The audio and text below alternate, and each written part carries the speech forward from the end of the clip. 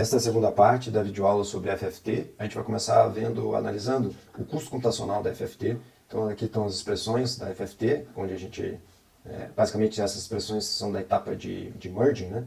Então cada etapa de merging dobra o tamanho do resultado, porque a gente está sempre combinando duas DFTs de tamanho n sobre 2 numa DFT de tamanho n. Então em R etapas de merging a gente vai ter gerado sequências de tamanho 2 elevado a R. E como resultado final a gente precisa então de uma sequência de tamanho n, igual a 2 na R, a gente vai precisar então de R igual a log de n na base 2 etapas de merging. E cada etapa de merging requer n multiplicações complexas. Isso a gente consegue ver aqui nessas expressões. A primeira expressão ela requer n sobre 2 multiplicações complexas, basicamente esse termo w, índice k elevado a k vezes o xo. E a segunda expressão requer n sobre 2 multiplicações complexas, então para cada etapa de merging a gente requer n multiplicações complexas. Então o custo final são n vezes o rzinho aqui, que é o log de n na base 2. A DFT, em comparação, requer n ao quadrado multiplicações complexas. Então agora a gente vai ver um exemplo no Python de implementação da FFT de maneira recursiva e também em comparação de tempo de processamento da DFT versus a FFT. Então para a implementação recursiva, a gente, na entrada da função FFT, a gente já vai ver o tamanho do sinal que está sendo chamado a FFT. Caso o tamanho seja 1, a gente está com uma DFT trivial, a gente simplesmente retorna o valor de x. Caso contrário, a gente então vai dividir essa sequência nas amostras com índice par, e aqui embaixo está a divisão da sequência nas amostras com índice ímpar. Aqui só para a expressão aqui na sintaxe do Python, aqui como não tem nada antes desses dois pontos, significa que ele vai começar em 0 e vai acabar em menos 1 significa o penúltimo índice, e esse 2 seria o passo, então ele está pulando de 2 em 2 do primeiro até o penúltimo item. Já de baixo ele começa no segundo índice, em Python começa sempre em 0, vai até o último elemento, por isso não tem nada aqui no meio dos dois pontos, pulando de 2 em 2. Então basicamente essa linha está gerando as amostras com índice par, e essa linha aqui está gerando as amostras com índice ímpar. E aí vamos chamar, já que é uma implementação recursiva, a gente chama a FFT com esse sinal dividido, dessas duas formas, e o resultado vai para XE e XO, que são as DFTs da metade de tamanho. Para recombinar, então, basicamente essa primeira parte seria a parte de shuffling, onde a gente está então dividindo sucessivamente o sinal em sempre metade, metade par e metade ímpar. Essa segunda etapa aqui é a etapa então de merging. A gente gera aqui o twiddle factor, gera aqui o k, que seria os índices da DFT. Esse n sobre 2 com essas duas barras aqui em Python significa que é para forçar com que o resultado seja inteiro, a gente poder gerar aqui então esse vetor k, que vai de 0 até n sobre 2 menos 1. E o x aqui a gente está alocando então memória para receber os valores aqui do merging dessa etapa. E aqui basicamente a implementação daquelas fórmulas, x de k igual a xe mais w elevado a k vezes x de o, e a segunda parte da fórmula, então, x de k mais n sobre 2, de novo, dois sinais de dividido para garantir que a resposta vai ser um inteiro, e aqui a diferença então é o sinal negativo. Para testar essa implementação da FFT e já comparar com o tempo de processamento da DFT implementação direta, a gente vai gerar então esse script de teste. Aqui esse R maiúsculo seria o número de sinais que a gente vai avaliar, o tempo de processamento da FFT e da DFT. Sempre a gente vai fazer 2 elevado a R, então vai até 2 elevado a 13, na verdade 2 elevado a 14, porque aqui então nesse vetor N, que é o vetor que está armazenando o tamanho do sinal que a gente vai estar testando, cada uma das implementações, ele vai ser sempre 2 elevado a R mais 1. Então o maior sinal tem tamanho 2 elevado a 14, então 2 elevado a 14 vai ser então esse sinal de 16.384 amostras, um sinal bem grande. Então vamos gerar simplesmente um sinal aleatório com vários tamanhos, Então o Rzinho aqui ele vai de 0 até Rzão menos 1, mas o tamanho do sinal vai ser sempre 2 elevado então, a R mais 1. Um comentário que eu acho que ficou faltando, essa implementação recursiva da FFT requer que o sinal de entrada seja sempre de tamanho 2 elevado a R, para um R sendo um número natural. Isso porque cada etapa de shuffling, tanto a etapa de shuffling quanto de merge, a gente está sempre dividindo o sinal em 2 ou recombinando dois sinais de tamanho n sobre 2 num sinal tamanho n. Então para isso, para que funcione essa sempre divisão por 2, o tamanho do sinal, até chegar nas DFTs de um ponto trivial, a gente precisa que o sinal tenha esse tamanho sempre 2 elevado a R, como em R é algum número natural. Então aqui a gente vai gerar basicamente um sinal aleatório.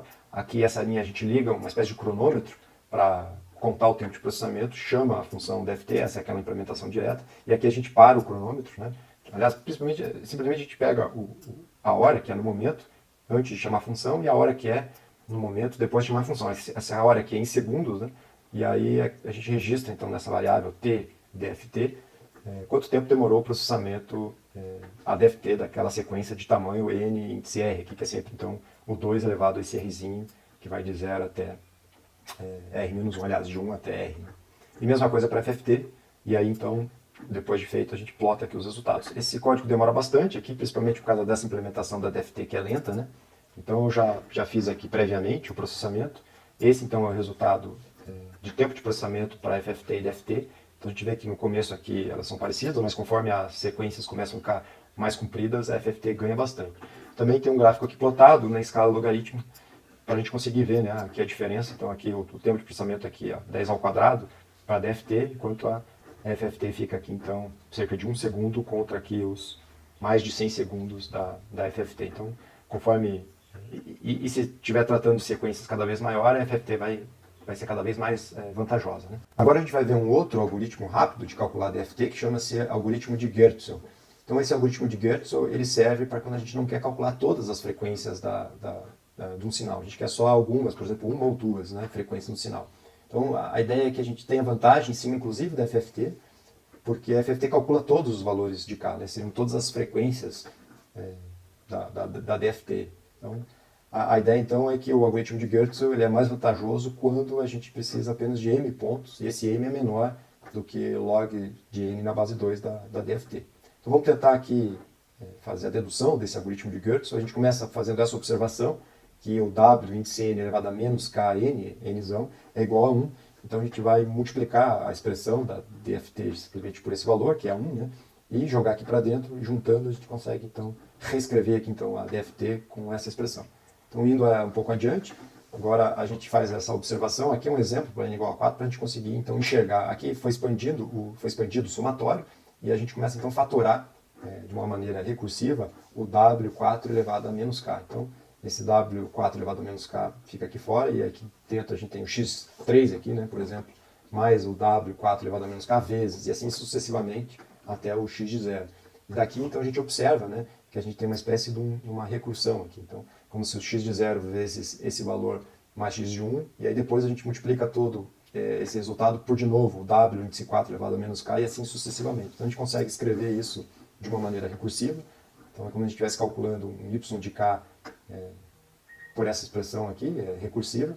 O n aqui vai de 0, o nzinho vai de 0 até nzão, porque por último aqui a gente tem uma última multiplicação por w índice 4 elevado a menos k, e o resultado final, que seria o ponto da DFT kzinho, né, é o yk do nzão. Então, a observação é que isso parece um filtro IIR, e a gente pode explorar então essa recursividade para escrever um algoritmo vantajoso, um algoritmo eficiente. A ideia aqui então é escrever a função transferência. Então, olhando essa expressão para escrever a função transferência, fica claro aqui que a função transferência é 1 sobre 1 menos w índice n elevado a menos k vezes m na menos 1, e multiplicando então em cima e embaixo por 1 menos esse w n elevado a kz na menos 1, a gente consegue então eliminar, basicamente essa estratégia é para eliminar o número complexo aqui, que é o w, esse w índice n elevado a menos k, que essa multiplicação aqui embaixo, então a gente começa a ter, a gente tem esse cosseno, e então a gente quebra essa função de transferência em duas funções de transferência, onde a primeira aqui, que é a parte recursiva, a gente consegue então implementar como se fosse um filtro IR,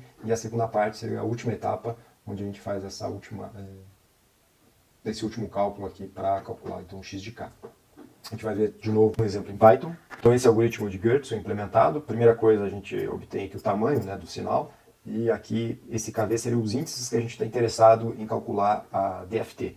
Depois a gente, para a variável V, a gente aloca, a gente sempre vai precisar da variável V num instante de tempo e no instante de tempo anterior, então a gente aloca duas posições, e o casão aqui seria o número de frequências que a gente está querendo calcular a DFT.